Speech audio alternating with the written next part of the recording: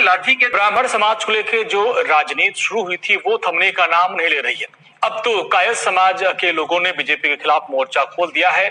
शहर में, लखनऊ में कई जगहों पर होर्डिंग लगाकर कायस्थ समाज के लोगों ने बीजेपी पर सत्ता और संगठन में उचित स्थान न मिलने का आरोप लगा दिया है।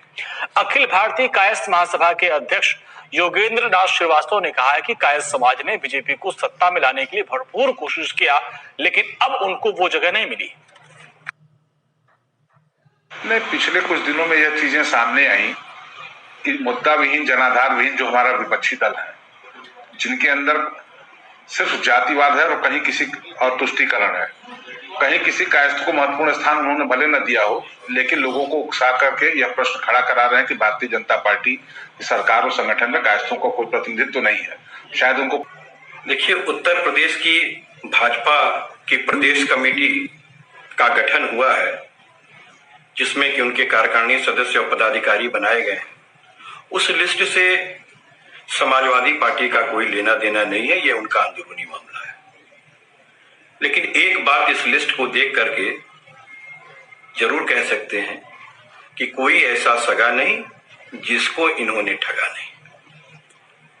वो मैं इसलिए कह रहा हूं कि इस प्रदेश के अंदर कायस्थ समाज के भी 10% के आसपास मत है और शुरू से कायस्थ समाज का 90% हिस्सा भारतीय जनता पार्टी और संघ से जुटा रहा और अपने रक्त से अभिसिंचित करने का काम किया।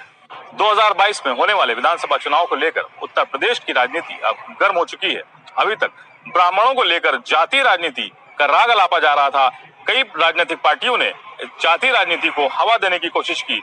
ब्राह्मण राजनीति के बाद अब एक बार कायस्थ राजनीति तेज होती नजर आ रही है। उत्तर प्रदेश में की जो राजधानी है लखनऊ, वहां की सड़कों पर आप देख सकते हैं कि अब कायस्थों की तरफ से बोर्ड लगाए गए हैं। फिलहाल इसमें अखिल भारतीय कायस्थ महासभा की तरफ से बोर्ड लगाए गए हैं और साफ तौर पर जो संगठन है उसमें सवाल उठाए गए हैं कि उसमें कायस्थों को जगह नहीं दी गई, इसलिए या तो जाति के आधार पर पद देना बंद करो या हमें भी हमारा हक दो जैसे बोर्ड राजधानी लखनऊ की सड़कों पर नजर आने लगे हैं।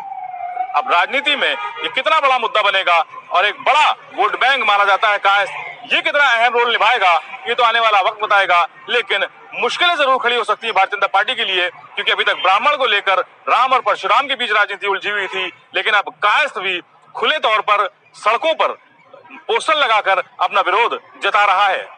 कैमरा पर्सन सुमित के साथ तखुर के दवाई, नेशनल वॉइस, लखनऊ।